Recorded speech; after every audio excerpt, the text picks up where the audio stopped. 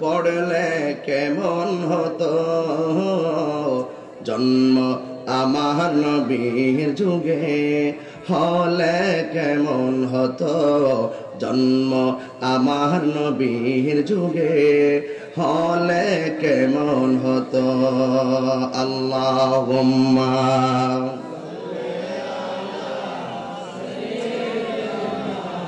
মাওলানা মুহাম্মদ ওয়া আলা আলি সাইয়্যিদিনা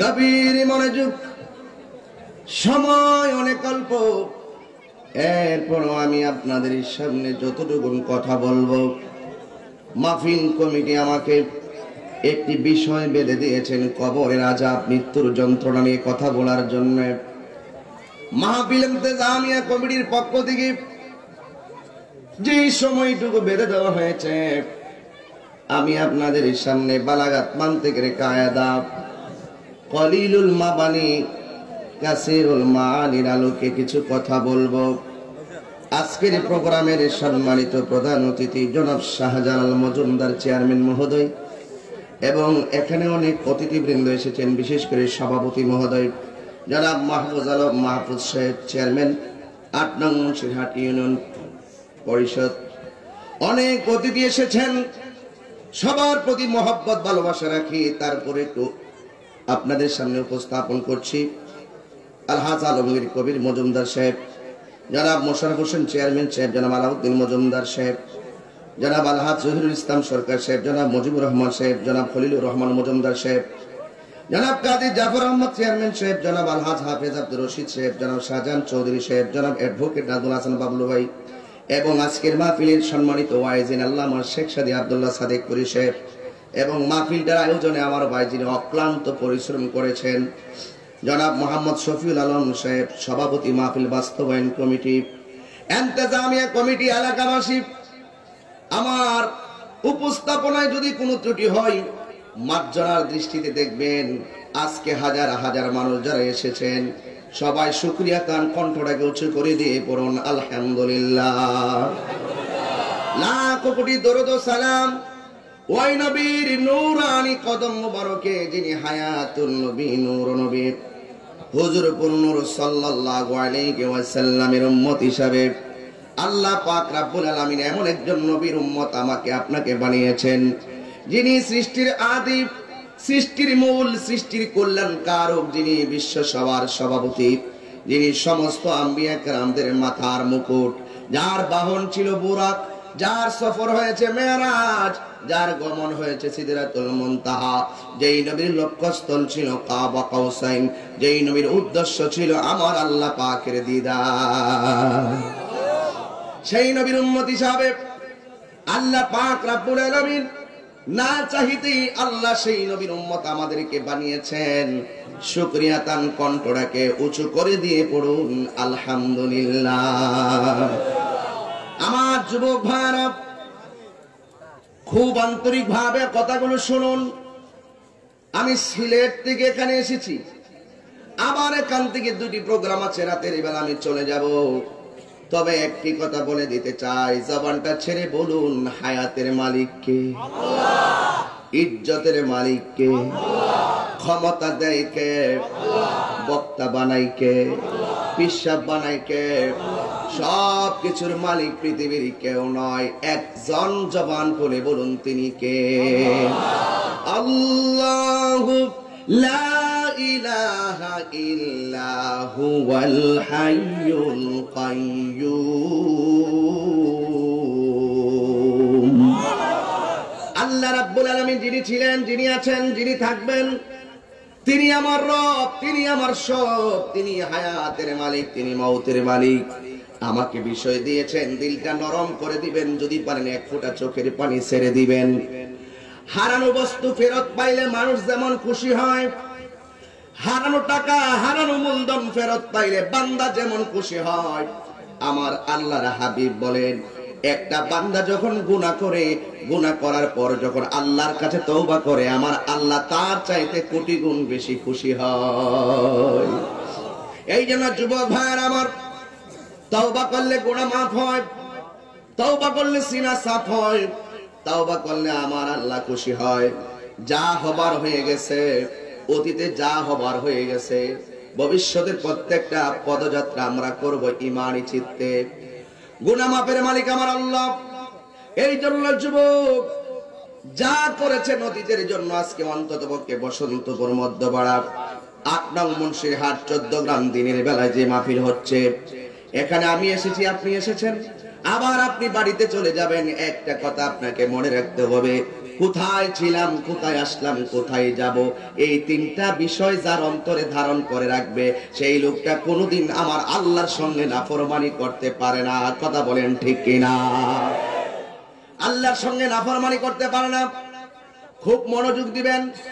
ভূমিকায় 30-40 মিনিট সময় আমি ডাম বাম কথা বলে সময় নষ্ট না করি, কিন্তু কথা শুনুন, মূল বিষয়ে আমি চলে গেলাম। সময়ের দিকে খেয়াল করে আল্লাহ রাব্বুল আলামিন সূরা বাকারার মধ্যে সুন্দর ভাষায় বলে দিয়েছেন আপনার আমার অবস্থান। আপনাকে আমাকে আল্লাহ স্মরণ করে দিয়েছেন, কাইফা তাকফুরুনা বিল্লাহি ওয়া কুনতুম আমওয়াতান ফাআহইয়াকুম সুম্মা ইউমীতুকুম সুম্মা ইউহয়ীকুম সুম্মা ইলাইহি তুরজাউন।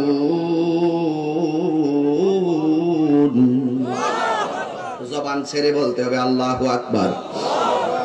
সাউন্ড একটু তুলে দেন, মাইক স্পিকার আমার থেকে একটু দূরে হয়ে গেছে, আমার যে ওয়াজ করতে কষ্ট হচ্ছে। আল্লাহ রাব্বুল আলামিন বলেন, আমি যখন তেলাওয়াত করব আল্লাহু আকবার আওয়াজটা কি জোরে হবে না আস্তে হবে? তাইলে আমি একটু শুনতে চাই, সবাই প্রস্তুতি নেন, আল্লাহকে ডাক দেন। কাইফা তাকফুরুনা বিল্লাহ,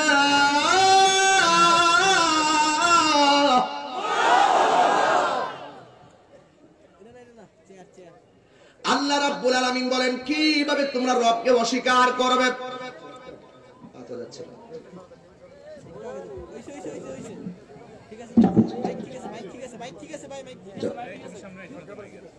তোমরা কিভাবে আল্লাহকে অস্বীকার করছো? আমি কোথায় ছিলাম, কোথায় এসেছি, আবার কোথায় যাব? ছিলাম আল্লাহর কুদরতের উপরে, আসছি দুনিয়ার ভিতরে, আবার যাব কবরের ভিতরে। এটাই হলো আমার শেষ কথা। কোথায় ছিলাম, কোথায় আসলাম, কোথায় যাব? আল্লাহ বলেন, কাইফা তাকফুরুনা বিল্লাহ, তোমরা কিভাবে তোমাদের রবকে অস্বীকার করছো? তোমরা ছিলে মুর্দা, আমি আল্লাহ রাব্বুল আলামিন তোমাদেরকে জীবন দিয়েছি। জবান খুলে বলুন, জীবন দেওয়ার মালিক কে? ওয়া কুনতুম আমওয়াতান, তোমরা ছিলে মৃত, তোমরা ছিলে নিষ্প্রাণ, আমি আল্লাহ রাব্বুল আলামিন ফাআহইয়াকুম তোমাদেরকে জীবন দিয়েছি। জীবন দেওয়ার পরে কেউ রাষ্ট্রপতি হবে, জীবন দেওয়ার পরে কেউ প্রধানমন্ত্রী হয়েছেন, জীবন দেওয়ার পরে চেয়ারম্যান মহোদয় হয়েছেন, জীবন দেওয়ার পরে চেয়ারম্যান মহোদয়রা হয়েছেন, জীবন দেওয়ার পরে বক্তা হয়েছি, জীবন দেওয়ার পরে আমি মেম্বার হয়েছি, জীবন দেওয়ার পরে ওসি হয়েছি, জীবন দেওয়ার পরে ডিসি হয়েছি, জীবন দেওয়ার পরে ইমাম হয়েছেন, জীবন দেওয়ার পরে খতিব হয়েছেন। হাত তুলে বলেন ঠিক কিনা বলেন। এটা হলো জীবন দেওয়ার পরের কথা। আমার তো প্রাণী ছিল না, জীবন পাওয়ার পরে আমার আল্লাহ আমাদেরকে এক একজনকে এক একটা ক্ষমতা দিয়েছেন। এই পৃথিবীতে আপনাকে যা দিয়েছেন একজন, তিনি বলেন তিনি কে?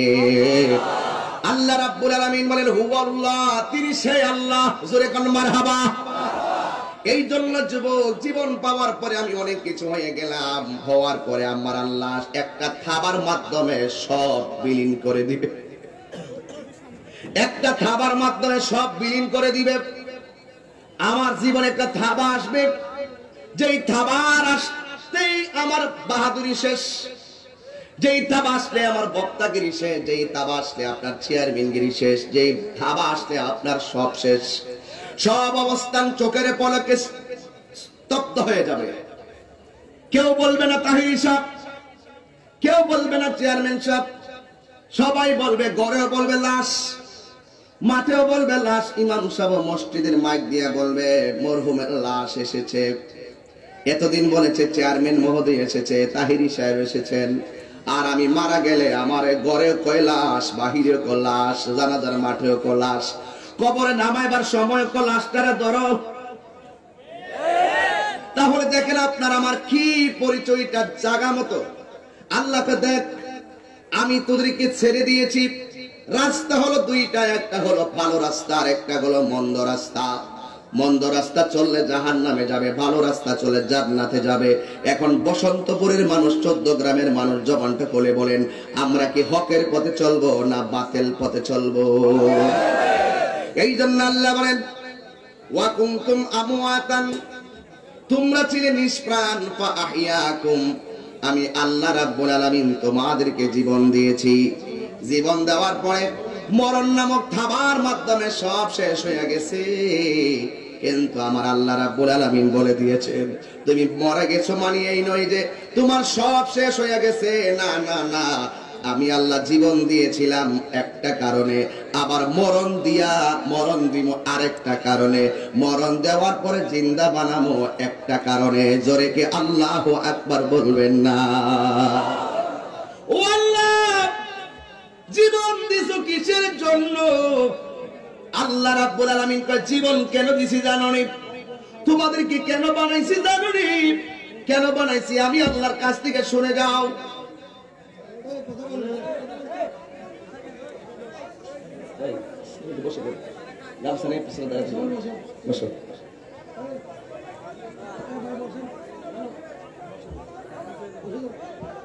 আমার যুবক ভাইরা একদম সাইলেন্ট থাকুন, আমার কথাগুলো শুনুন। এমন একটি বয়ান করতেছি যে বয়ানটা আপনার আমার সবার জীবনের সঙ্গে জড়িত। কথা বলেন ঠিক কিনা বলেন? আল্লাহ কয় ওয়া কুনতুম আমওয়াতান, তোরা মরা ছিলি, ফাআহইয়াকুম, জীবন দিছি। জীবন দিছি একটা উদ্দেশ্য আছে। আমি তেলাওয়াত করলে জোরে আল্লাহু আকবার বলতে হবে। আমি আল্লাহ যে জীবন দিছি আমার একটা উদ্দেশ্য আছে। কয় কি? ওয়া মা খালাকুতুল জিন্না ওয়াল ইনসা ইল্লা লিয়াবুদুন।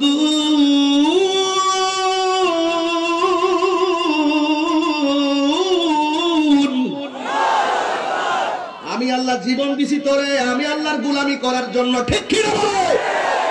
তোরে জীবন দিছি টেন্ডারবাজি করার জন্য নয়, তোরে জীবন দিছি মানুষকে খুন করার জন্য নয়, তোরে জীবন দিছি জঙ্গিবাদিতা করার জন্য নয়, তোরে জীবন দিছি সন্ত্রাসী করার জন্য নয়, তোরে জীবন দিছি নবীর বিরুদ্ধে কথা বলার জন্য নয়। হাত তুলে বলেন ঠিক কি না বলেন?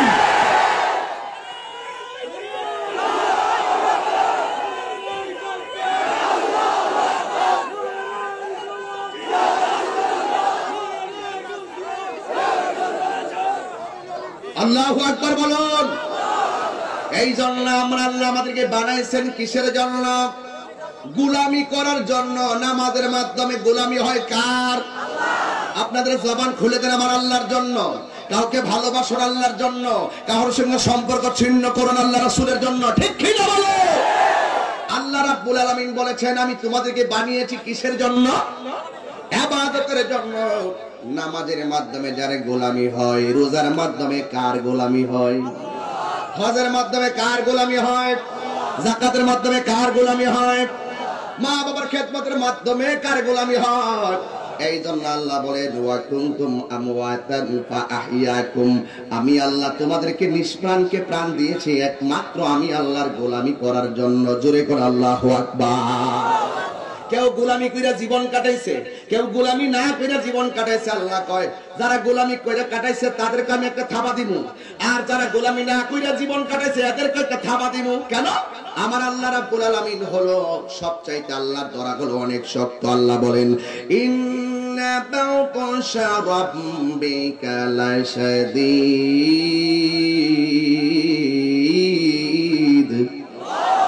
আল্লাহর ধরা কি নরম না শক্ত? আর জোরে বলো কি? আল্লাহর ধরা অনেক শক্ত। আল্লাহ বলেন যারা আমার গোলামি করে এদেরকে আমি থাবা দিমু, আবার যারা গোলামি করবে না এদেরকে আমি আল্লাহ থাবা দিমু। তবে পার্থক্য আছে দুইটা। এক নম্বর, ইমানদারের মরণ হবে সহজ। ইমানদারের মরণ হবে কি? সহজ। এটা আমি আস্তে আস্তে ঢুকতেছি যে বয়ানে। আর বেঈমানের মরণ হবে অনেক কঠিন। আল্লাহ বলেন আমি আল্লাহ তোরে মরণ দিয়ে সব শেষ করে দিব। তবে একটা কথা এখানে ফা আহিয়াকুম সুম্মা ইউমিতুকুম, তোমাদেরকে মরণ দিব। মরণটা কেন দিব? মরণটা এই জন্য দিব আমি আল্লাহ রাব্বুল আলামিন যে হায়াতের মালিক। যদি মৌতের মালিকটা তোদেরকে না বোঝাই তোরা গাদ্দারি করবি। কথা বলেন ঠিক না ঠিক? যেমন নমরুদ্দারে রূপ দেয় নাই, নমরুদ্দার আর ফেরাউনের আল্লাহ রূপ দেয় না, লাস্টে কয় আমরা মরণই হবে না, আমরাই আল্লাহ। নাউজুবিল্লাহ কর। আল্লাহ কয়জন? কথা বলতে হবে, আল্লাহ কয়জন? আল্লাহ হলো একজন, সাজদা পাওয়ার মালিক হলো একমাত্র আল্লাহ। আল্লাহ ছাড়া কারোর কাছে মাথা নত করা যাবে? আরো জোরে কোন যাবে? এটাই হলো আমাদের ছাত্র জীবনের শিক্ষা। মনে করবেন না ওয়াজে সেই কথাগুলো বলি। আমার মা যখন সালার মধ্যে বসায়া কোরআন সবক দিয়েছিল, তখন আমার মা সেদিন বলে দিয়েছিল কুল হুয়াল্লাহু আহাদ আল্লাহুস সামাদ লাম ইয়ালিদ ওয়া লাম ইউলাদ ওয়া লাম ইয়াকুল লাহু কুফুয়ান আহাদ। আল্লাহু আকবার। আল্লাহ কয়জন? এই জন্য যুবক ইবাদত হবে কার? এই জন্য যুবক আমরা যে মাজারে গিয়ে জিয়ারত করি, আমরা সেখানে গিয়ে সেজদা করি না। যারা সেখানে সেজদা করে তাদের বিরুদ্ধে আমাদের স্টিম রোলার, ঠিক কি না বলো? তাদের বিরুদ্ধে আমাদের অবস্থান আগেও ছিল, এখন আছে, ভবিষ্যতেও। এটা আপনারা মিসগাইড করেন অনেকেই সমাজে এসে। আমাদেরকে ডাইরেক্ট উল্লেখ করে করে বলা হয় আমরা ভণ্ড, আমাদেরকে উল্লেখ করে বলা হয় আমরা মাজার পূজারী। কথা বলেন না কেন? ঠিক কি না বলো? আমাদের নাম ধরে ধরে বলে যে এই সমস্ত জায়গায় সেজদা হয়, সেখান থেকে তাদেরকে প্রতিরোধ করার দায়িত্ব শুধু তোমাদের না আমাদেরও আছে। ঠিক কি না বলো? যেখানে কোনো ধরনের অসামাজিক কোনো কাজ হবে আমরা সবাই মিলে প্রতিরোধ করতে হবে। যদি আপনার তীরটা থাকে আমার দিকে, আমি আমার তীরটাও থাকবে আপনার দিকে। আপনার উদ্দেশ্য খারাপ, আপনার উদ্দেশ্য খারাপ, এই জন্য আপনি আমাদেরকে প্রশ্নবিদ্ধ করেন। আজকে আমাদের চেয়ারম্যান এলাকার জনাব শাহজালাল মজুমদার, শ্রেষ্ঠ চেয়ারম্যানই তিনি, উনি এসেছেন। আমার ভাই আছেন সভাপতি, অনেক চেয়ারম্যান মোশাররফ ভাই সহকারে, এবং আমার ভাই শফিউল আলম ভাই অনেক কষ্ট করে মাহফিল করেছেন। দ্বন্দ্ব লাগানোর জন্য আমাকে আনে নাই, যা হবার অতীতে হয়ে গেছে।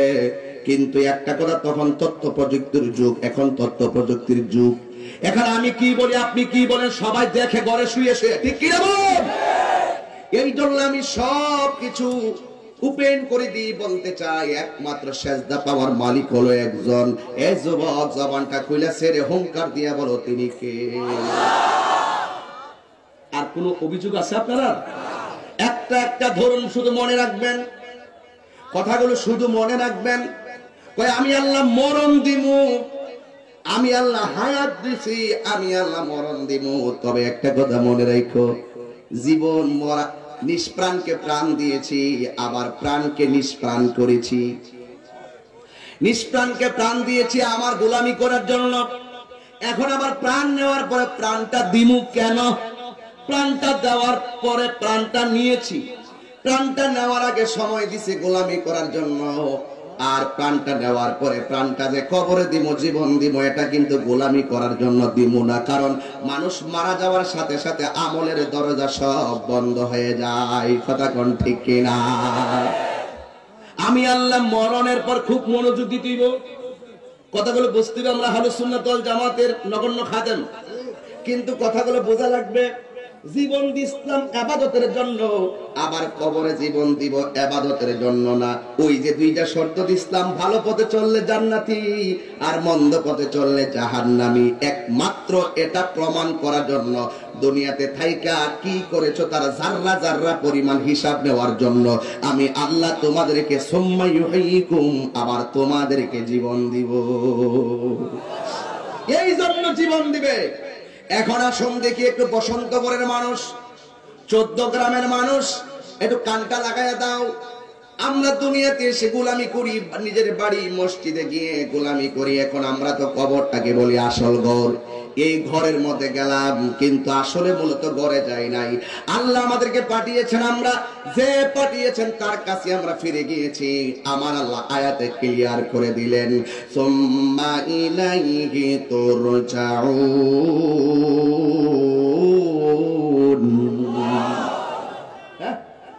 যে বানাইছে আমাদেরকে তারই দিকে আমরা ফিরে গেছি। তিনি কে? মানুষ মারা যাওয়ার পর আমরা কি বলি ভাই? ইন্না লিল্লাহি ওয়া ইন্না ইলাইহি রাজিউন।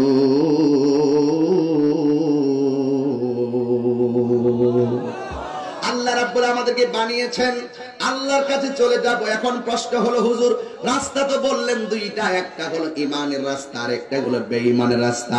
বেঈমানের রাস্তা চলতে পারো, চলতে থাকো, একদিন আল্লাহ টান দিব, তোমার রাস্তা বন্ধ হয়ে যাবে। ভালো পথে চলতেছো, চলতে থাকো, আল্লাহ টান দিবে, রাস্তা ব্লক হয়ে যাবে। কিন্তু পার্থক্য হলো দুইটা। ইমানদারের মরণটা কেমন হবে আর বেঈমানের মরণটা কেমন হবে, এই বিষয়গুলো বসন্তপুরে জানার দরকার আছে না নাই? আল্লাহ রাব্বুল আলামিন হাবিব বলেন, ইমানদারের কাছে যখন আজরাইলকে পাঠাবে, ইমানদারটা তখন ঘরের ভিতরে শোয়া থাকবে, ইমানদারের মাথার পাশে এসে আজরাইলে বসবে। কিন্তু কিতাব প্রমাণ করে ইমানদারের ঘর বসন্তপুর। এই বসন্তপুরে ইমানদার আসলে, আজরাইলে আসলে, ওই ইমানদারের দরজায় দাঁড়াইয়া আজরাইলে সালাম দেয়। কে সালাম দেয়? ওই যে আমরা প্রায় সময় সাঙ্গাইতাম, যারে মাটিও খাই না জমেও সই না গো প্রেমিক যেই জনা। এইগুলা যখন সুর দিয়ে বলতাম তখন অনেকে বলতাম আমরা গান গাই। কি কি কম এইগুলোই বলতো।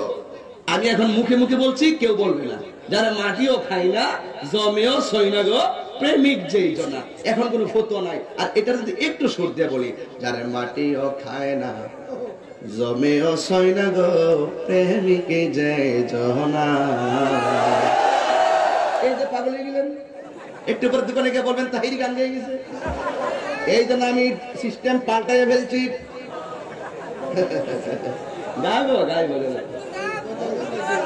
কষ্ট হবে আপনাদের। নবীর শান চলবে, কথা বলেন ঠিক কিনা বলেন? ওলি আল্লাহর শান, আমরা বলি নবীর শান, আর আমার ভাইরা বলে ইসলামী সঙ্গীত। একই কথা, পার্থক্য তো এখানে, শুধু ভাষার পার্থক্য। ইসলামী সঙ্গীত যদি বলি আর কোনো সমস্যা নাই। এই জন্য যুবক, আমি কি বলি, কি বুঝাইতে চাই তা বুঝতে হবে। আল্লাহ রাব্বুল আলামিন আজরাইলকে পাঠাবেন। বসন্তপুর ইমানদারের ঘরে আজরাইল আসবেন। আয়েশা আজরাইল ইমানদারের একদম মাথার পাশে এসে বসবেন।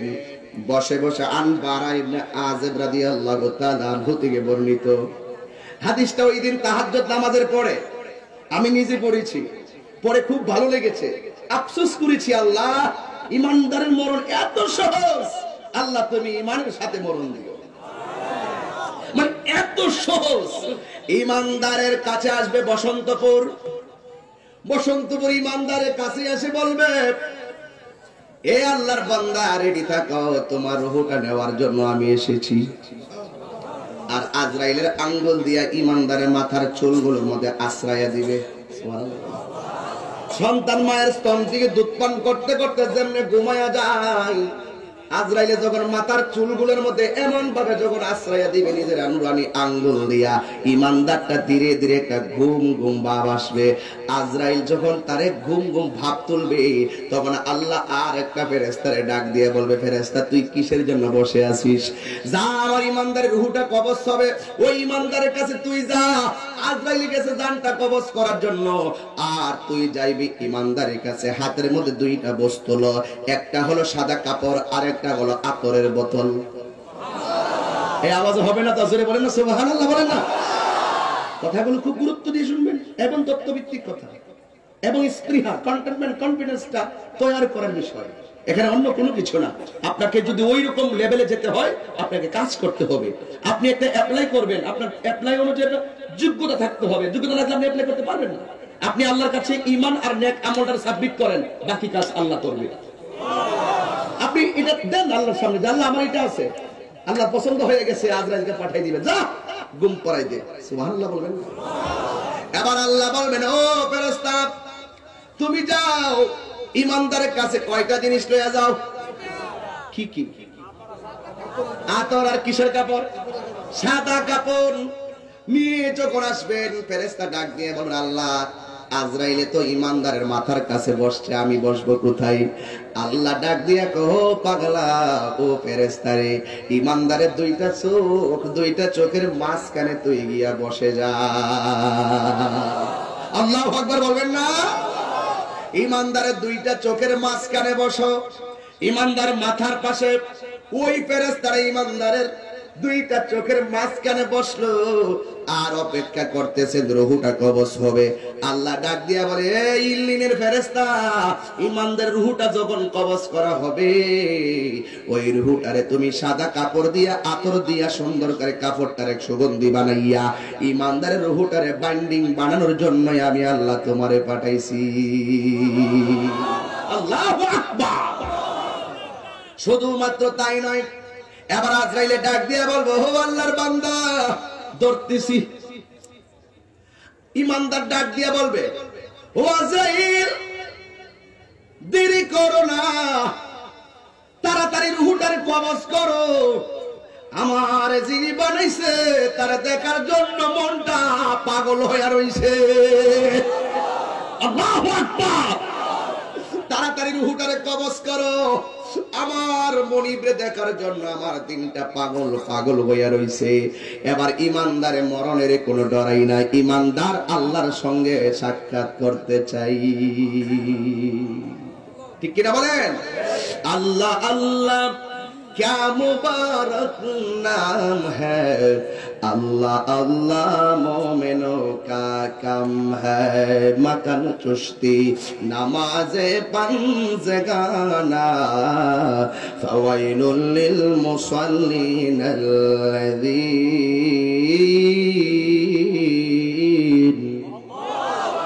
এই জন্য যুবক ভাইরা আমার, কথাগুলো মনোযোগ দেন, খুব মনোযোগ দেন। জীবনে তো কম হাসেন নাই, জীবনে তো কম বাড়িতে আড্ডা মারেন নাই, একটু মনোযোগ দেন। এমন মরণটাই কামনা করেন বসন্ত বনে, যেই মরণের সময় ইমানদার বলবে, আজরাইল আমার রুহুটারে নিয়ে যাও, আমার মনিবের সঙ্গে দিদারের জন্য মনটা পাগল হয়ে রইছে। এবার ইমানদার রুহুটা কবজ করবে। মায়ের স্তন থেকে সন্তান যেমনে ঘুমায়া যায়, টের পায় না, দুধ পান করতে করতে ঘুমায়া যায়, ইমানদারেও আজরাইলের হাতের স্পর্শে ঘুমায়া যাবে। আর ওই ফেরেশতা যে আতর লাগাইবে কাফনের ভিতরে, ওই কাফনের আতরের সুঘ্রাণের কারণে ইমানদার আল্লাহর লীলায় হারায়া যাবে। সিবগাতুল্লাহি ওয়া মান আহসানু মিনাল্লাহি সিবগা। আল্লাহ রঙে রঙিন হও।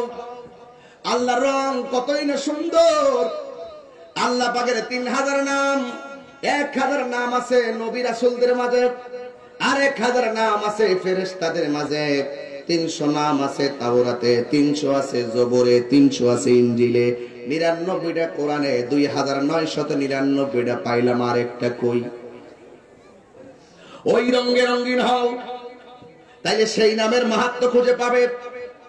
এই জন্য যুবক কথাটা রেখে গেলাম, মনে হইলে বলবো, কিন্তু শুনে রাখুন, ইমানদারের রুহুটা যখন কবজ করবে তখন ইমানদারের রুহুটারে ওই যে ইল্লিনের ফেরেশতার হাতের ভিতরে সাদা কাপড়, ওই কাপড়ের ভিতরে ইমানদারের রুহুটারে বাইন্ডিং করবে।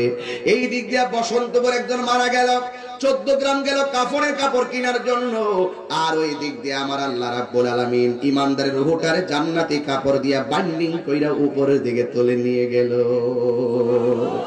দুনিয়ার মানুষ ব্যস্ত ডেড বডিটারে সুন্দর করে 3 কাপড় দিয়া পেঁচাইতো, মহিলা হলে 5 কাপড়। কিন্তু ইমানদারের রুহুটারে আমার আল্লাহ বাইন্ডিং করার জন্য যে মার্কেট থেকে কাপড়টা পাঠাইলেন, এই মার্কেটটা 14 গ্রাম কুমিল্লার মার্কেট না, হাদিস শরীফের মধ্যে এসেছে, ওই মার্কেটের নাম হলো জান্নাতুল ফেরদাউস। আরে আল্লাহ আকবার বলেন না। ইমানদারের দাম বাড়াইছে কে? আল্লাহ রাব্বুল আলামিন ইমানদারকে সম্মান দিয়েছেন। এই জন্য ইমানদার সুন্দর করে সে ঘুমায়া যাবে। এবার ওই ফেরেশতা আজরাইলের ডিউটি শেষ, ওই ফেরেশতা ইমানদারের রুহুটারে উপরের দিকে তুলে নিয়ে যাবে। যখন ফেরেশতাদের প্রথম মঞ্জিলে যাবে, ফেরেশতাদের প্রথম মঞ্জিলে যাওয়ার পরে ফেরেশতারা ডাক দিয়ে বলবে তোমার হাতের মধ্যে কি জীবনে কত গ্রাণ নাকে লাগলো, এমন সুন্দর গ্রাণ কোনোদিন লাগে নাই। ওই ফেরেশতা ডাক দিয়ে বলবে ও ফেরেশতারা শুনো, আমার হাতে কি জানোনি?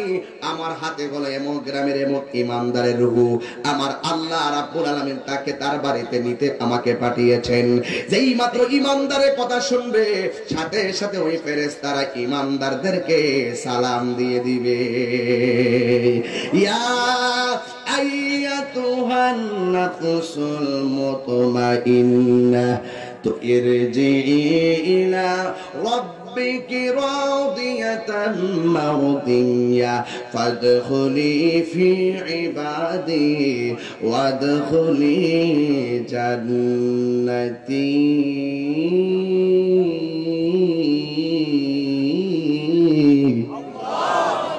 তেলাওয়াত করলে খারাপ লাগে বাবা? তেলাওয়াত করলে খারাপ লাগে? আল্লাহ রাব্বুল আলামিন ঈমানদার রূহটারে নিতে নিতে ফেরেশতার মাধ্যমে প্রথম আকাশের মধ্যে নিয়ে যাবে। প্রথম আকাশের ফেরেশতারা ঈমানদারে সালাম দিব, দ্বিতীয় আকাশের ফেরেশতারা ঈমানদারে সালাম দিব, তৃতীয় আকাশের ফেরেশতারা ঈমানদারকে সালাম দিবে, চতুর্থ পঞ্চম ষষ্ঠ সপ্তম আকাশে যাবে। আল্লাহ বলবেন যাবার একটু সামনে যাও। যখন একটু সামনে যাবে গিয়ে দেখবেন বিশাল বড় একটা ঘর আমার আল্লাহ ঈমানদার রূহ রাখার জন্য বানিয়ে রেখেছে। ওই ঘরের নাম কি? ওই ঘরের নাম হলো ইল্লিন। ইল্লিন নামক জায়গায় ঈমানদার রূহটা নিয়ে যাবে। আর এই দিক দিয়ে বসন্তপুরে দেহটারে কাফন দিয়ে বাইন্ডিং কইরা গুরুস্থানে নিয়ে যাইতেছে। রূহ চলে গেল ইল্লিনে, বডি যাইতেছে কবরে। গোসল হলো, জানাজা হলো, আর কাফন হলো, দাফন হয়ে গেল। ঈমানদারকে কবরে নামায় দেওয়ার পরে আল্লাহ ডাক দিয়া বলবে ও ফেরেশতা আর দেরি করো না, আমার প্রেমিক কবরের ভিতরে এসেছে। যে রূহটা ইল্লিনে রেখেছো ওই রূহটা নিয়ে ঈমানদারের ভিতরে প্রবেশ করায়া দাও। ঈমানদারের বডির ভিতরে প্রবেশ করায়া দিবে। তখন তার শরীরের ভিতরে কাফনের কাপড় থাকবে। কাফনের কাপড়ে বাদ দেয় কয়টা? কথা গেল একটা হলো মাথায়, একটা কোথায়? একটা হলো মাথায়, আর একটা হলো মধ্যখানে, আর একটা হলো পায়ের তলায়। যখন তারে বাঁধন দিয়ে বানটা ডিল করে দিয়ে চলে আসে তখন ঈমানদারকে বিদায় দিয়ে উপরের মানুষগুলা চলে যায়। আর ওই ফেরেশতারা রূহটা নিয়ে বসন্তপুর গুরুস্থানের ভিতরে নেমে যাবে। ও বন্ধু রে, ওই গুরুস্থানে তোর মা যাবে না, বাবা যাবে না, সাথী যাবে না, বাতি হবে না। আমি আজকে 10টা মাস হয়ে গেল আমার আব্বারে নিজের হাতে ওই কবরে নামায়া দিয়ে আসছিলাম। বাবার কাফনের কাপড়টা খুলছিলাম, দাড়িগুলা হাতায়া দিয়ে আসছিলাম। 10টা মাস গত হয়ে গেল, আমার আব্বার আমি শোয়া দিয়ে আসছি।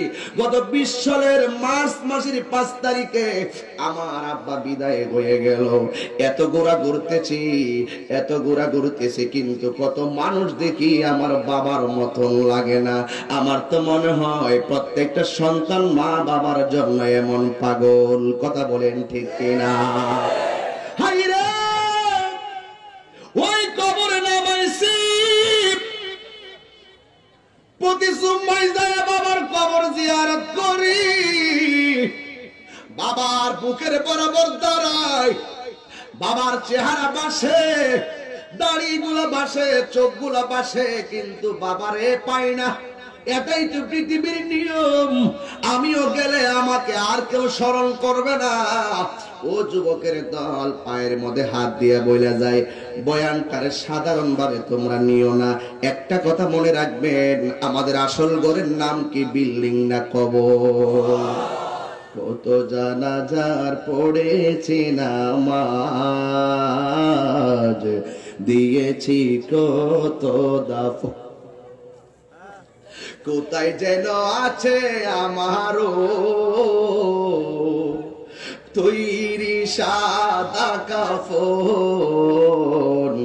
জানাজার পড়েছি নামাজ, দিয়েছি কত দাফন। আমার তোরে বাধায় আছে কোন শেখে আঘাটে, কোন মসজিদে এলানে হবে সোয়াবে শেষ খাটে। জবান খুলে কোন ঠিক কিনা? আমার তোরে বাধায় আছে কোন শেখে আঘাটে, কোন মসজিদে এলানে হবে সোয়াবে শেষ খাটে। কবে কোথায় করবে দাফন, কবে কোথায় করবে দাফন আমাকে সজন। জানাজারে পড়েছি নামাজ, দিয়েছি কত দাফন। জানাজারে পড়েছি নামাজ, দিয়েছি কত দাফন। কোথায় যেন আছে আমারও, আল্লাহু আকবার, কোথায় যেন আছে আমারও তৈরি সাদা কাফন। জানাজার পড়েছি নামাজ, দিয়েছি কত দাফন। কত জানাজার পড়েছি নামাজ, দিয়েছি কত দাফন। একটা জবান বন্ধ রাখবেন না, চিৎকার মেরে মহব্বতে বলুন আল্লাহু আকবার। আমার যুবক ভাইরা, আল্লাহ বলবে আমার প্রেমিক পরীক্ষার কেন্দ্রে ঢুকেছে, রুহুটা ইল্লিনে রাখো না, ইমানদারের ভিতরে নিয়ে ঢুকাইয়া দাও। আমার প্রেমিক একটু পরে ইন্টারভিউ হবে। সুবহানাল্লাহ। এবার ইমানদারের মাঝে রুহুটা দিয়ে দিবে। যেই মাত্র ইমানদারের ভিতরে রুহুটা প্রবেশ করানো হবে, ওই মুহূর্তে ইমানদার কবরের ভিতরে জিন্দা হয়ে যাবে। তখনও মুনকার নকির কবরে আসে নাই। ওই ইমানদার জীবিত হবে। শেষ মাটিগুলা দিয়ে আপনজনরা গুরুস্থান থেকে যে বিদায় নিতেছে, ইমানদারকে রুহুটা দেওয়ার পরে ইমানদার কবর থেকে তার পায়ের আওয়াজগুলো শুনতে পাবে। যাও যাও যাও, আমার কবরে পৃথিবীর কেউ আসার কোন সুযোগ। এবার ইমানদার কানে এত বড় পাওয়ার হবে, আপনজনরা বাবা ভাই ভাইয়েরা গুরুস্থান থেকে বিদায় নিতেছে, ইমানদার কবরের ভিতর থেকে আওয়াজটা শুনবো। বন্ধুরে, ইমানদার আওয়াজ শুনবে, আর হঠাৎ করে খটখটানে একটা আওয়াজ শুনবে কবরের উপরে। এবার কবরের ভিতরে মুনকার নকির ঢুকবে। ঢুকার পরে ইমানদারকে কবরে শোয়া থেকে বসাবে। শোয়া থেকে বসায়া তিনটা প্রশ্ন করা হবে। এক নম্বর প্রশ্ন হলো মার রব্বুকা। ইমানদার বলবে রব্বি আল্লাহ। দেখেন তো কেমন লাগে ওই সময়টা। আর দুনিয়ার পরীক্ষার হলে প্রশ্নটা হাতে নিয়ে যখন থেকে 1 নং প্রশ্নটা কমন, 2 নং প্রশ্নটা কমন, 3 নং প্রশ্ন কমন, তখন কেমন লাগে রে, কয় সুন্দর লাগে, মনটা শান্তি লাগে। আর আল্লাহ কবরে ফেরেশতা পাঠাইয়া পরীক্ষা নিবে। 1 নম্বর প্রশ্ন মার রব্বুকা। ইমানদার বলবে রব্বি আল্লাহ। 2 নম্বর প্রশ্ন ওয়া দীনুকা। ইমানদার বলবে দীনি আল ইসলাম। 3 নম্বর প্রশ্ন ওয়া মা কুনতা তাকুলু ফি হক্কে হাজার রাজুল। এই লোকটা সম্পর্কে কি ধারণা করতে? ইমানদার বলবে তিনি আমার ঈমান, তিনি আমার জান, তিনি আমাদের নবী। আর জোরে কোনা সুবহানাল্লাহ। ইমানদার কয়টা প্রশ্নের উত্তর দিল? আপনি দাঁড়ান একটু, আপনি দাঁড়ান। বাড়ি কোথায়? মুন্সিরহাট। মনে করেন আপনি এখন কবরে আছেন, আমি আপনার প্রশ্নগুলো করি, আপনার উত্তর দেন। কষ্ট দিচ্ছে আপনারা? মার রব্বুকা ওয়া মা দীনুকা ওয়া মা কুনতা তাকুলু ফি হক্কে হাজার রাজুল। মারহাবা কইতেন না? আর জোরে বলেন মারহাবা। এখন উত্তর দিলে ওর কাছে অনেক ভালো লাগতেছে, আপনাদের কাছে শুনেও ভালো লাগতেছে। কিন্তু কবর গেলে উত্তরটা দিতে পারলো কি পারলো না আমাদের জানার কোনো ক্ষমতা আসেনি। কে ইমানদার, কে বেঈমান, কে কার কবরটা জান্নাতি, কার কবরটা জাহান্নামী, একই সঙ্গে চললো, একই সঙ্গে খাইলো, কিন্তু আমরা বলতে পারবো না। এই ক্ষমতা আল্লাহ দেয় নাই। জবান খুলে বলো, তা জানে কে? এবার ইমানদার যেই মাত্র 3টা প্রশ্নের উত্তর বসন্তপুরের তার মতো দিয়ে দিবে, আল্লাহ ডাক দিয়া বলবে, দুনিয়ার মানুষ একটা বাজারের পাতলা কাপড় দিয়া কবরে শোয়াইছে, কবরের নিচে হলো মাটি, ডানে হলো মাটি, বামে হলো মাটি, উপরে বাঁশের ছানি, পায়ের গোড়ায় মাটি, মাথার পাশে মাটি। ও ফেরেশতারা, আমার ইমানদার পাতলা একটা কাফনের মধ্যে শুয়ে থাকবো, তা হতে পারে না। আমার ইমানদার প্রশ্নে পরীক্ষায় পাশ করেছে, যা যা যা জান্নাতের ভিতরে যা, আমার পাগলের জন্য ওই কবরে তার নিচে জান্নাতি একটা বিছানা বিছায়া দে, জান্নাতি একটা বিছানা বিছায়া দিবে। আপনাদের এলাকার একটা বাজারের নাম বলেন। মুন্সিরহাট, বড় বাজার না? মাশাআল্লাহ, মুন্সিরহাট। ওই মুন্সিরহাট থেকে গিয়ে বক্স খাট আনলেন। বক্স খাট আছে না একটা? সেগুন কাঠের খাট বলেন, যেই কোনো কাঠের খাট বলেন, যতই বড় জাজিম বলেন, তুসুক বলেন, আমাকে যদি রাতের বেলা শুইতে দেয়, হুজুর এসি আছে উপরে, ফ্যান আছে উপরে, হুজুর সুন্দর বিছানা, আমি শোয়ার সাথে সাথে কি ঘুম আসবে? কথা কয় না। যত ভালো বিছানাই হোক, সাথে সাথে কি ঘুম আসে? আল্লাহ যে জান্নাতি গালিচা পাঠাবে, ইমানদারে শুইবে, সাথে সাথে ঘুম আসবে না। ইমানদারে কবরে শুয়ে একবার ডান দিকে তাকাবে, ডান দিকে তাকায়া দেখবে সুন্দর একটা নূরের বাতি জ্বলতেছে। আরো জোরে কন্যা সুবহানাল্লাহ। দুনিয়ার ঘরের ভিতরে লাইট, দুনিয়ার ঘরের ভিতরে কত আয়োজন, আমার আল্লাহ কবরের ভিতরে তার প্রয়োজনে আয়োজন করে দিবেন। এবার ইমানদার ডান দিকে তাকায় দেখবেন নূরের একটা বাতি দেখা যায়। এবার ইমানদার ডাক দিয়া বলবে, ও বাতি, তুমি কে গো? আমার ডানে মাটি, আমার ডানে মাটি, বামে মাটি, উপরে মাটি, একেবারে অন্ধকার ঘরটাকে তুমি কে এসে আলো করে দিলে? এবার বাতিটার জবান খুলে যাবে, বাতি ডাক দিয়া বলবে, গো আমার চিনেন না, আমি বললাম দুনিয়ার আপনার সকল নেক আমল। আর জোরে কোনা আল্লাহু আকবার। নেক আমলগুলো কবরে বাতি হয়ে যাবে।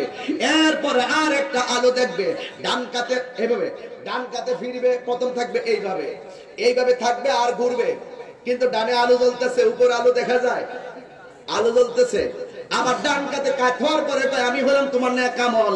এবার ইমানদার বাম কাতে যাবে, বাম কাতে যাওয়ার পরে আর একটা আলো দেখবে। ইমানদার ডাক দিয়া বলবে, তুমি কে গো? আমার কবরের ভিতরে আলো দিতেছো, কই আমার ছিল না, আমি হইলাম দুনিয়ায় তোমার কোরআন তেলাওয়াত। আর জোরে কোনা আল্লাহু আকবার। এই জন্য আওয়াজ করে বলেন, কোরআন তেলাওয়াতের দরকার আছে না নাই? আরো জোরে বলেন, আছে না নাই? আল্লাহ রাব্বুল আলামিন কোরআন নাজিল করেছেন, ইন্না নাহনু নাযালনা যিকরা ওয়া ইন্না লাহু লাহাফিজুন।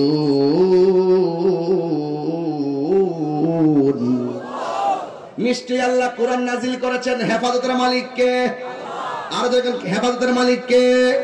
কোরআন নাজিল করেছেন আমার আল্লাহ, কোরআনকে হেফাজত করবেন আমার আল্লাহ। কিন্তু দুঃখজনক হলেও সত্য, মুন্সিরহাটের বাজার থেকে বহুত মানুষ মসজিদে কোরআন শরীফ দেয়, মুন্সিরহাটের বাজার থেকে কোরআন কিনে ঘরের ভিতরে কোরআন শরীফ রাখা হয়, কিন্তু দেখা যায় ঘরের ভিতরে টেলিভিশন গুলো খুব পরিষ্কার থাকে, সুকেস গুলো পরিষ্কার থাকে, কিন্তু কোরআন শরীফের গিলাফের উপরে ময়লা পড়ে থাকে। এমন ঘর মুন্সিরহাটে আছে না না? দুঃখজনক। যেই ঘরে টেলিভিশন পরিষ্কার হয়, যেই ঘরে সুকেস আলমারি সুন্দর করে পরিষ্কার করা হয়, যেই ঘরের ওয়াল গুলোকে পরিষ্কার করে রাখা হয়, কিন্তু আল্লাহর কোরআন মসজিদের ভিতরে, কিন্তু মসজিদের গিলাফের উপরে ময়লা পড়ে থাকে। আমার রাসূল বলেন, যেই ঘরের ভিতরে কোরআন থাকে কিন্তু ঘরের মানুষ কোরআন তেলাওয়াত করে না, সেই ঘরের ভিতরে আল্লাহর রহমত থাকতে পারে না। ঠিক কি না? এই জন্য আপনারা আওয়াজ করে বলুন, কোরআন চাই কি চাই না? আর কোরআন চাই কি চাই না? আপনাদের কাছে একটি কথা বলতে চাই, কোরআন হলো একমাত্র আল্লাহর কাছে মনোনীত ধর্ম। ইন্নাদ-দীনা ইনদাল্লাহিল ইসলাম। ইসলামের একটি অর্থ হলো শান্তি, আর একটি অর্থ হলো মানবতা, আর একটি অর্থ হলো ভ্রাতৃত্ব, আর একটি অর্থ হলো একতা। যখন এই পৃথিবীতে কোনো মানবাধিকারবিহীন পৃথিবী ছিল, তখন 1450 বছর পূর্বে আল্লাহর হাবিব সাম্যের ডাক দিয়ে সকল মানুষের মাঝে এই the Holy Quran is the constitution of human life, এই কোরআনটাকে হাতে নিয়ে সকল মানুষের মাঝে তিনি মানবাধিকার প্রতিষ্ঠা করেছিলেন। আজকে সেই মানবাধিকারকে লঙ্ঘন করার জন্য আজকে অনেক ধরনের কনস্পাইরেসি হচ্ছে। একটি কথা মনে রাখবেন, ইসলাম এমন একটি ধর্ম, যেই ধর্ম সকল ধর্মের মানুষগুলোকে শান্তিতে বসবাস করার নিশ্চয়তা দিয়ে থাকে। কথা বলেন ঠিক না বেঠিক? একটি কথা মনে রাখুন, ইসলাম এমন একটি ধর্ম, যেমন আমার বাংলাদেশের দিকে তাকান, এই বাংলাদেশে হিন্দু আছে না নাই? কথা বলে আছে না নাই? এই বাংলাদেশে হিন্দু আছে, খ্রিস্টান আছে, বৌদ্ধ আছে, ইহুদি আছে, মুসলমান আছে, কিন্তু বাংলাদেশের সাম্প্রদায়িক সম্প্রীতি এত চমৎকার। হিন্দু যেই বাজার থেকে বাজার করে, মুসলমান সেই বাজার থেকে বাজার করে। হিন্দু যেই ঘাটের পানি খায়, মুসলমান সেখানে গোসল করে। একজন আরেকজনের যার যার ধর্মের উৎসব পালন করা হচ্ছে, কেউ কাহার ধর্মের উৎসবের উপরে আঘাত করে কথা বলছে না। এটাই হলো ইসলাম। আমার ইসলাম শিক্ষা দেয়, মন্দির ভেঙ্গে মসজিদ বানানো যাবে না। ঠিক কি না বলো? এটার নামই হল ইসলাম। কথা বলুন, কথা বলুন না কেন? আমার ইসলাম শিক্ষা দেয় তুমি অন্য ধর্মের মানুষকে নিশ্চয়তা দিবে। তুমি এই জন্য আমি বলতে চাই, এই বাংলাদেশের সাম্প্রদায়িক সম্প্রীতিকে বিনষ্ট করার জন্য যেই কোনো ধরনের ষড়যন্ত্র হোক না কেন, আমরা সবাই বদ্ধপরিকর থাকবো সেই সম্প্রীতিকে বজায় রাখার জন্য। ঠিক কিনা বলেন? কিন্তু যখন মানুষ কোরআন থেকে দূরে চলে যাবে, যখন ইসলাম থেকে দূরে চলে যাবে, তখন আপনাকে বুঝতে হবে সেখানে করোনা মহামারী চাইতে আরো বড় মহামারী অপেক্ষা করতেছে। ঠিক কিনা বলেন? এই জন্য ঘরের ভিতরে কোরআন আছে। আমার মা বোনরা আজকে আসছে কিনা আমি জানি না, তবে মা বোনরা যদি মাহফিলে এসে থাকেন, অথবা আমার ওয়াজ তো ইউটিউবের ভিতরে অনেকেই বাড়ি আছে, আমার মা বোনদেরকে বলবো, মা আপনাদের ঘরে কোরআন থাকে, আমরা তো বাহিরে থাকি, আমরা ব্যবসা করি, আমরা চলাফেরা করি বাহিরে, কাজে ব্যস্ত থাকি বেশি, কিন্তু আমরা তেলাওয়াত করব। অন্ততপক্ষে প্রত্যেকটা মা যেন আজকের এই মুন্সিরহাট বসন্তপুরে যেন প্রত্যেকটা মায়ের সকালের সূর্য যেন দেখা হয় কোরআন তেলাওয়াত করে। কি কষ্ট পাইছেন আপনারা? যেই ঘরে কোরআন আছে সেই ঘরের ভিতরে আল্লাহর রহমত আছে না নাই? আরো জোরে কোরআন আছে না নাই বাবা?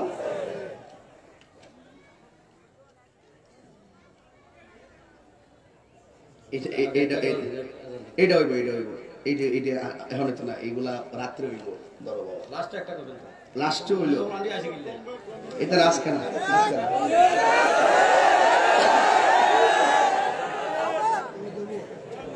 ওখান বলো, এটা কি চা দিছো না কফি দিছো সেটা বলো।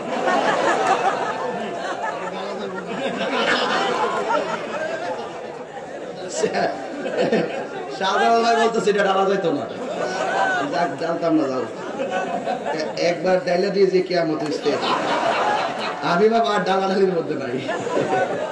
কি আপনার খারাপ লাগতেছে? কি খারাপ লাগতেছে বাজার? তবে একটি কথা শুনুন, আসলে বিষয়টা এরকম না। তবে এটা কি কফি দিছে ভাই? টেস্ট করছেন নি? আচ্ছা ঠিক আছে, অসুবিধা নাই, এটা ঠান্ডা হয়ে গেছে, অসুবিধা নেই। আমি বলতে পারি না বাবা, যদি পারো। কি আপনার মনে খারাপ লাগতেছে না? আমি জানি, আমি আসার আগে দোকানে পাটে অনেক মানুষ আমার ব্যাপারে অনেক কথা বলে, এটা আই নো দ্যাট, আমি জানি, আমি জানি, আমি জানি। দোকান পাটে অনেক সময় বলবে, আপনারা অনেক সময় অনেক আমার শুভাকাঙ্ক্ষী আছেন, আমার ভক্ত আছেন, তারা বিতর্ক করেন। যারা আমার ভক্ত তারা তো তর্ক করে না, যে তাই হিসাবে এটা করলে কি হচ্ছে, তাই হিসাবে কুফুরি করে নাই, সিঁড়ি কিনা ঢেলে দেওয়া বা ইত্যাদি যে সমস্ত কথাগুলো যে বলছে, এগুলা তো কুফুরি না, এগুলো হলো বাংলা একটা ওয়ার্ড। কথা বলেন ঠিক না বেটি? এই জন্য এটা আমি চা খাবো না। তোমরা বুঝো না বাবা, রেখে দাও না। যাক, আমি ওয়াজটা লড়াইছি রে, আমি চাইছিলাম যে লাইনটা লড়াবো, কারণ আমার একটা সমস্যা হলো কি, আমি ওয়াজের ভিতরে খুব সাবধানে করে কথা বলি, রাগ নিয়ে কথা বলি, হাসি খুশি করি না, কারণ কে লেখা কোন সময় কথা আবার কোন দিকে জায়গা, এটা আবার কাইটটা নিয়ে ছেড়ে দিব না, আমার আবার জানার শেষ নাই। কেউ শহীদ ভাই ঠিক আছে নি? যাই হোক, অসুবিধা নাই বাজানো। আমি যে কথা বলবো বাজান, আজকে যে আপনারা মাহফিলটা চলতেছে, এই মাহফিলটা দিনের বেলা হচ্ছে, আমার তো মনে হয় রাতে যদি হয়তো সাধারণ ভাই আরো বেশি লোক হয়ে যেত। তবে আমার মনে হয় প্যান্ডেলটা আরো বেশি নিলি ভালো হইতো, কারণ আরো এইগুলো বসে যাইতো, ঠিক না?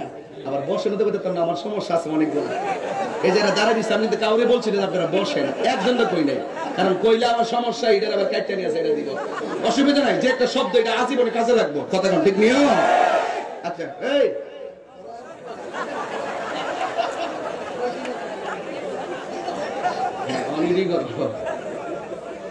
আল্লাহু আকবার জোরে বলেন, আর জোরে বলেন আল্লাহু আকবার।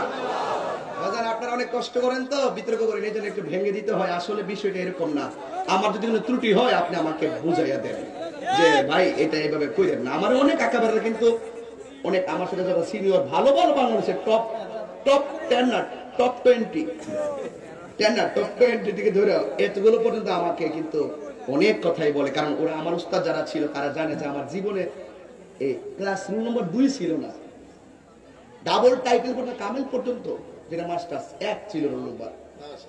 কোনোদিন আমি রুল নম্বর 2 যাই নাই, ক্লাস 2 থেকে আমার রুল নম্বর 1 ছিল, একদম ডাবল টাইটেল পর্যন্ত। তবে একটা কথা কি জানেন, আমি এত পাগল এখনো হই নাই যে আমার মাধ্যমে আপনারা গুমরা হবেন বা নষ্ট হয়ে যাবেন না। আল্লাহ যে বলছেন উদউ ইলা সাবিলি রাব্বিকা বিল হিকমাতি ওয়াল মাউইজাতিল হাসানা, আল্লাহ বলছেন দুইটা পদ্ধতির মাধ্যমে মানুষকে দ্বীনের দিকে আকৃষ্ট করো, একটা হলো হিকমত আর একটা হলো সুন্দর কথা।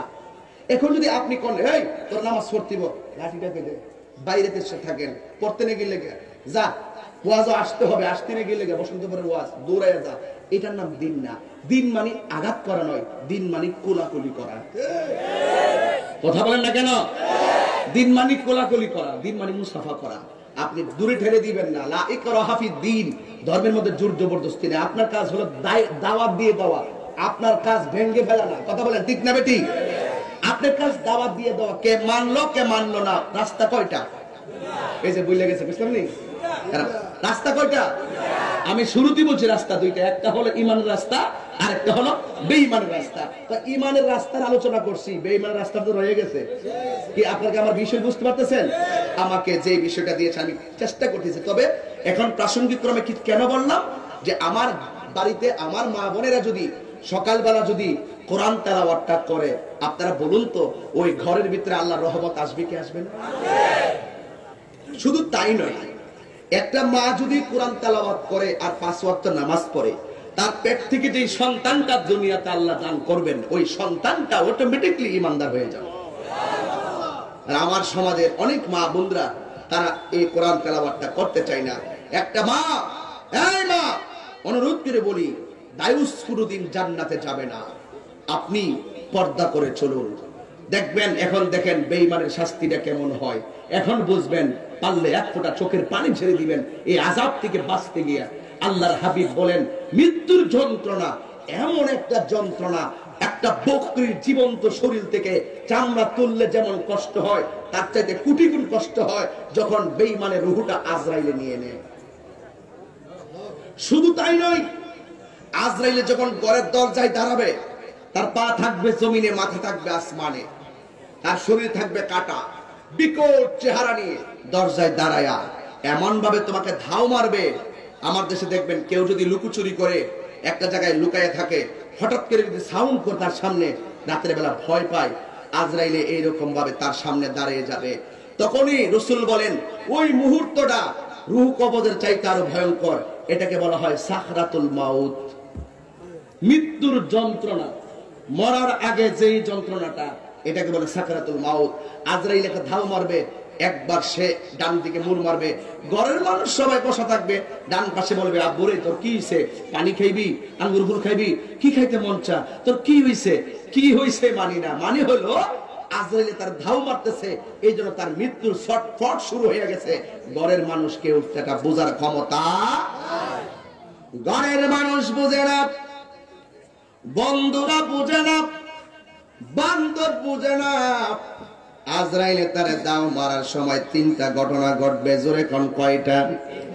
এক নম্বর, আজরাইলের রূহটা নেওয়ার আগে তার সামনে যখন দাও মারবে, তার শরীরের তাজা তাজা রক্তগুলো সেকেন্ডের ভিতরে পানি হয়ে যাবে।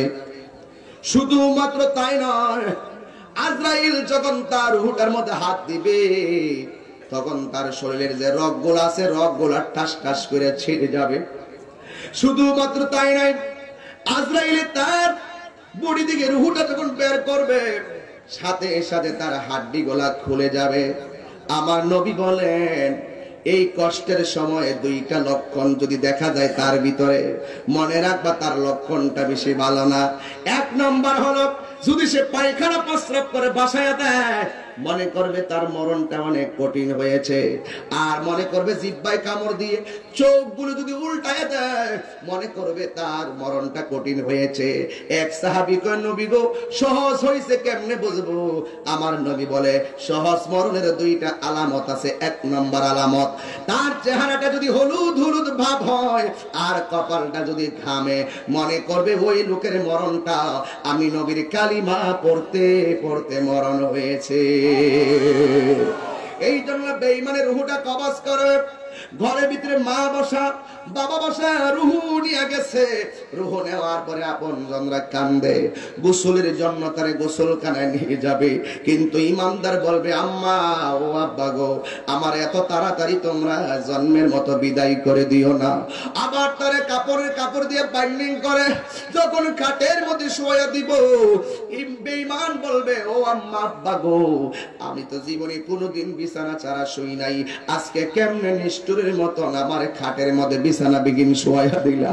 এরপরে ইমানদার এবার বেঈমানকে যখন জানাজার ময়দানে নিয়ে যাবে, তখন সে ডাক দিয়ে বলবে, তোমরা কেমনে আমার বিদায় দিতেছো? কিন্তু ইমানদার হলে সে বলবে, তাড়াতাড়ি নিয়ে যাও। আর বেঈমান হলে বলবে, আমার তাড়াতাড়ি নিও না।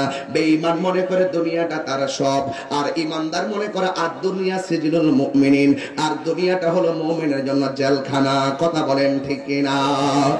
এবার ইমানদার সেই মাত্র বেঈমানকে যখন জানাজার ময়দানে নিবে, সেখান থেকে কবরে নিয়ে যাবে। নেওয়ার পরে যখন তারে কবরে নামায়া দিবে, দুইজন কবরের ভিতরে নামবে। দুইজন যখন উঠে যাবে, উপরে সামিয়ানা, উপরে যখন চাটাই গুলা দেওয়া হবে, বেঈমানকে কবরের ভিতরে ওই মুনকার নকির এমন ভাবে কবরে ঢুকবে, তার হাতের যে নখগুলো আছে সারাটা পৃথিবীর এক প্রান্ত থেকে আরেক প্রান্ত যত বড়, তার নখগুলা থাকবে এত বড়। কোদালের মতো কুড়ে কুড়ে যখন কবরে ঢুকবে গো, এবার বেঈমান পাগল হইয়া যাবে। বেঈমানকে প্রশ্ন করা হবে, মার রব্বুকা? সে বলবে, লা আদরি, আমি জানি না। ওয়া মা দীনুকা? আমি জানি না। ওয়া মান হাযা রাজুল? আমি জানি না। পাগলের মতো হইয়া যাবে। আল্লাহ বলবে, জাহান্নামের বরাবর একটা রাস্তা কইরা দে। কিন্তু আমার নবী বলে, কবরে 5টা আযাব বড় ভয়ঙ্কর। এর মধ্যে প্রথম আযাবটা আজকে বসন্তপুর আমি বলতে চাই। প্রথম আযাবটা হলো, আমার নবী বলেন, ডান পাশের মাটিগুলো পৃথিবীর এক প্রান্তে যাবে, বাম পাশের মাটিগুলো আরেক প্রান্তে যাবে। বেঈমানকে শাস্তি দেওয়ার জন্য দুই পাশের মাটিগুলো এমন জোরে চাপা মারবে গো, এবার এমন জোরে চাপা মারবো, ডান পাশের হাড্ডিগুলি বাম পাশের হাড্ডির ভিতরে ঢুকে যাবে, বাম পাশের হাড্ডিগুলি ডান পাশের হাড্ডির ভিতরে ঢুকে যাবে। এ যুবক, তুই মনে করিস না মুরব্বি মরার আগে তুমি মরবা না। না না না না, কে কখন মারা যায় কেউ বলতে পারে না। কথা বলেন ঠিক কিনা? এবার আমার নবী বলেন, এমন জোরে চাপা দিব, চাপা দেওয়ার পরে মাটির চাপার কারণে ইন দি মিন টাইমে তার শরীরটা গোড়া বানাইয়া ফেলাইব। ওই ব্যক্তি ডাক দিয়া বলো, আল্লাহ মারলে একবার মাইরা ফেলাও, কবরের আযাব আর সহ্য হয় না। এমন ভাবে পাগল এমন কান্নাকাটি করবে। সবচেয়ে বড় দুঃখজনক হলেও সত্য একটা কথা জানেননি, বসন্তপুর যদি আমাকে কেউ আঘাত করে, চেয়ারম্যান মহোদয়রা দৌড়ায় আমাকে সেভ করার জন্য আসবে। রাতের অন্ধকারে যদি আমি এখানে বিপদে পড়ে চিৎকার মারি, আমাকে সেভ করার জন্য অনেক মানুষ মানুষ আসবে। সবচেয়ে বড় কথা হলো কবরের ভিতরে এই লোকটা যে কাঁদতেছে পৃথিবীর কেউ শোনার কোনো ক্ষমতা নাই। আমার নবী বলেন এই লোকটা কবরের ভিতরে এমন ভাবে চিৎকার মেরে দিবে, তার চিৎকারের আওয়াজ যদি দুনিয়ার কোন মানুষের কানের মধ্যে লাগতো, ওই সুস্থ মানুষের কানটা ফেটে রক্ত বের হতে হতে লোকটা মারা যাইতো। এমন ভাবে সে কান্না করবে, কিন্তু তার কান্নার আওয়াজ পৃথিবীর কেউ শুনবে না। এবার ইন দি মিন টাইমে 2 নম্বর কথা হলো ওই আল্লাহর পক্ষ থেকে একটা ফেরেশতা কবরের মধ্যে নামায়া দিবে, যে এই ফেরেশতাটা চোখেও দেখে না, কানেও শুনে না। তার হাতের ভিতর থেকে বিশাল বড় একটা হাতুড়ি, জবানটা খুলে কও আল্লাহু আকবার, সাউন্ডটা তুলে দাও, ডাক দিয়ে বলবেন। এমন হাতুড়ি নিয়ে কবরের ভিতরে ঢুকবো, ঢুকে ঢুকে তারে এমন জোরে আঘাত করবে, সে কাঁদতেছে। সবচেয়ে বড় কথা ফেরেশতা কানে শুনে না, সে তাকে আঘাত করতেছে, তার শরীরে পড়তেছে। সবচেয়ে বড় কথা হলো ফেরেশতা দেখে না। কই দিন শাস্তি দিব?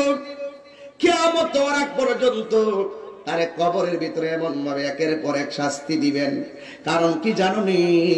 কারণ বলে একটাই, ওই যে আল্লাহ বলছিল আমি দুনিয়াতে পাঠাইছি আমার গোলামি করার জন্য, আর মরার পরে আমি আল্লাহ তোমাদের জীবন দিব হিসাব গ্রহণ করার জন্য। কথা বলেন ঠিক না? এই জন্য আমার আব্বুরা পায়ে হাত রেখে বলি, ভাই হাত রেখে বলি, আমি এখন আবার 14 গ্রামে আসতে পারি কি পারি না আমি জানি না। তবে আমার বাইরা হঠাৎ করে কিন্তু 14 গ্রামে যতটা মাহফিল হয় এরা বাই ফোর্স আমার দাওয়াত করার জন্য চেষ্টা করে, রাস্তায় আটকায়। যে কোনো ভাবে 10 দিন 5 দিন হঠাৎ করে ইমার্জেন্সি ডেট দিতে, আরে বাবা 1 বছর আগে দিন না, কটা আপনার সাথে আমাদের মহব্বতের সম্পর্ক, আমিও দিতে হয়, এইভাবে কিন্তু আমার আশা হয়। তবে একটি কথা বলি, আমি যদি কোনো বাবা ভুল করে থাকি আমাকে আপনারা বোঝান, আমি ডাইরেক্ট 14 গ্রামে আবার বলে দিয়ে যাই, হয়তো আমাকে বুঝাইয়া আপনাদের দলে নিয়ে নেন, আর না হয় আপনারা বুঝে আমাদের দলে আসেন। কথা বুঝেন না কেন? কারণ রাস্তা কয়টা? 2টা। আপনার কবরে আপনি যাবেন, আমার কবরে আমি যাব। কথা বলেন ঠিক কিনা? আমার কথা যদি আপনার ভালো না লাগে, আপনি আপনার যার কথা ভালো লাগে তার কথা চলেন, কিন্তু আমার বিরুদ্ধে কথা বলার অধিকার আপনাকে কে দিল? কথা বলেন না কেন? আপনি আপনার মতো চলেন, আমি আমার মতো চলি, কিন্তু যদি আমি কোনো কোরআন সুন্নাহর সাথে সাংঘর্ষিক কোনো কথা বলি, হয়তো আমাকে আপনি বুঝাবেন, আর না হয় আমি আপনাকে বোঝাবো। আমরা যদি বুঝাইতে পারি, বুঝ গ্রহণ করতে পারি, ওই মনোমানসিকতা থাকে, তাহলে আমাদের এই ধর্মীয় যে কাজগুলো আরো সুন্দর হবে এবং দেখতেও সুন্দর দেখা যাবে। কথা বলেন ঠিক না বেঠিক? এই জন্য আমি প্রায় সবাই বলি, হেরার গোহাই তোমারি দেন, আসমান থেকে নামে আল কোরআন, হেরার গোহাই তোমারি দেন, আসমান থেকে নামে আল কোরআন। এটা আমাদের আপনাদের এলাকায় যে হুজুর আছেন আল্লাহ মাওলানা আবুল কালাম আজাদ বাসার হুজুর, এই এলাকার না? কোন দিকে? পাশের গ্রামে। এই গজলটা আবার হুজুরে পছন্দ করবেন, খুব সুন্দর একটি সঙ্গীত। আপনার এলাকায় মনে হয় না মাওলানা আবুল কালাম আজাদ বাসার হুজুর আছেন এই এলাকারই। তবে একটি গজল একটু বলেন দেখি, ওনার এলাকায় এসে একটি গজল বলা যায়, বলেন। হেরার গুহাই তোমারি দেন, আসমান থেকে নামে আল কোরআন, ভাঙলো সবার ভুল তোমারই উপরে, আসলো কোরআনের ছায়া তলে, খালিদ ওমর আলী আবু বকর, ইসলামী ঝান্ডা নীল যে তুলে, আল আমিন তুমি ছিলে চিরদিন সকল মানুষের তরে, হে রাসূল তোমাকে ভুলি আমি কেমন করে। একটু ভিন্নভাবে শুনবো, দুটো হাত তুলে দেন, হাত তুলে দেন সবাই, দুটো হাত তুলে নবীর উম্মত হিসাবে স্বীকৃতি দিয়ে আজকে নতুন করে আমরা যেন এক নতুন পথ চলা এই 14 গ্রামে চলতে চাই, সকলে ঐক্যবদ্ধভাবে। কথা বলেন ঠিক না বেটে? হাজারো ব্যথা বেদনার পরে ফিরে আসনি তুমি আপন ঘরে, দিনের আলো তুমি। হাত নামিয়ে ফেলছেন, একটু হাত তুলেন না। দিনের আলো তুমি ছড়িয়ে দিতে চলে গেছো মদিনায় মক্কা ছেড়ে। হে রাসূল তোমাকে ভুলি আমি কেমন করে, হে রাসূল তোমাকে ভুলি আমি কেমন করে। খেয়ে না খেয়ে দিনী প্রচারের কাজে নিজেকে দিয়েছো বিলিয়ে, তাই ফের কাফেরেরাও চিহ্ন নাই আলো, দুষ্ট ছেলেদের পিছু দিল লেলিয়ে। পাথরের আঘাতে ক্ষত বিক্ষত হয়ে সারা শরীর থেকে রক্ত ঝরে। হে রাসূল তোমাকে ভুলি আমি কেমন করে। হাজারো ব্যথা বেদনার পড়ে ফিরে আসনি তুমি আপন ঘরে। দিনের আলো তুমি ছড়িয়ে দিতে চলে গেছো মদিনায় মক্কা ছেড়ে। হে রাসূল তোমাকে বলি আমি কেমন করে। আমি মাওলানা আবুল কালাম আজাদ মাসার হুজুরকে বুঝিয়ে দিয়ে গেলাম যে আপনারা যে সঙ্গীতগুলো পছন্দ করেন আমরাও সেই সঙ্গীতগুলো পছন্দ করি। একটাই কথা, দূরে নয় কাছাকাছি আসলেই দূরত্ব কমে যাবে। কথা বলেন ঠিক না? এই জন্য মাইনাস নয়, আমার দাওয়াত ইমানি বাংলাদেশের একটা স্লোগান আছে, মাইনাস নয় ম্যানেজ চাই, হিংসা মুক্ত সুন্নিয়ত চাই। হাত তুলে বলো ঠিক কি না? আল্লাহ আমাদের সকলকে কবুল করুক, আমিন কোন আর যখন আমিন। আমার কথা কি আপনারা কষ্ট পেয়েছেন, রাগ করেছেন? আমি যতটা কথা বলেছি, রাস্তা কয়টা? রাস্তা কয়টা? রাস্তা কয়টা? এক হক রাস্তা, দুই বাতিল রাস্তা, এক সত্যের রাস্তা, দুই মিথ্যার রাস্তা। সিদ্ধান্ত নেন আজকে আমরা কি হক পথে চলবো নাকি বাতিল পথে চলবো? হক পথে কারা কারা আছেন একটু হাত তোলেন তো দেখি, একটা স্লোগান দেন।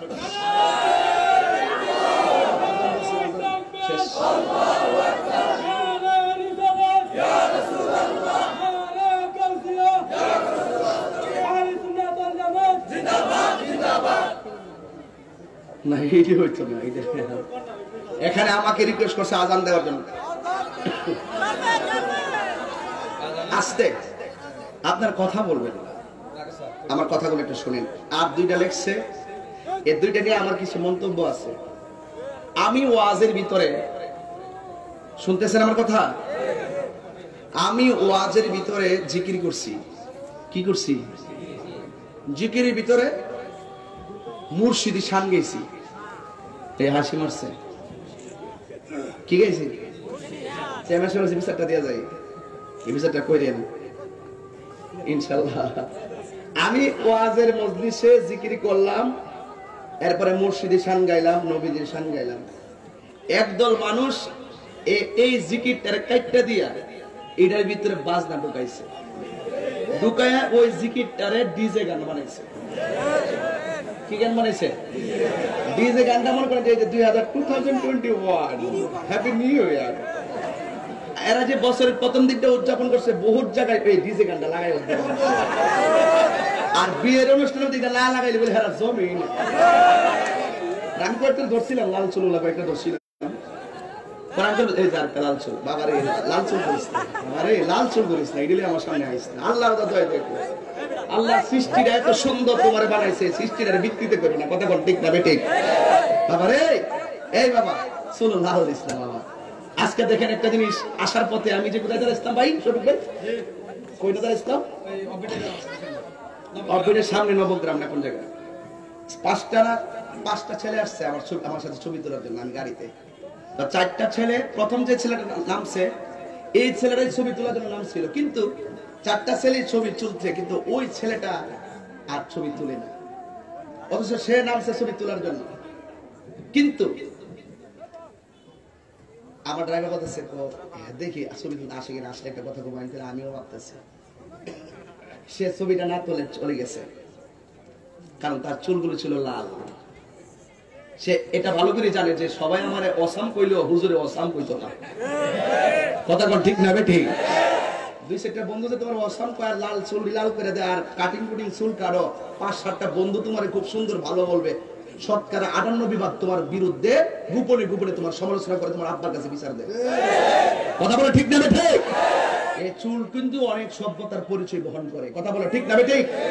বাবা চুল লাল করো না, আল্লাহর এই চুল ডিজাইন করে এগুলো করে না। এই যে দেখো আমি জিকির করছি, এরা ডিজে গান বানাইছে, পিকনিকে যায় নৌকালে কি লইয়া, এরা লঞ্চের উপরে এই ডিজে গান লাগাই দেয়। এখন এটা এখন